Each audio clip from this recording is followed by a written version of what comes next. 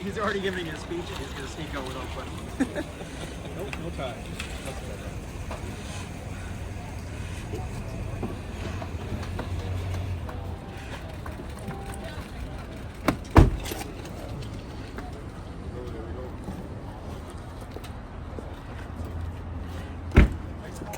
How are you?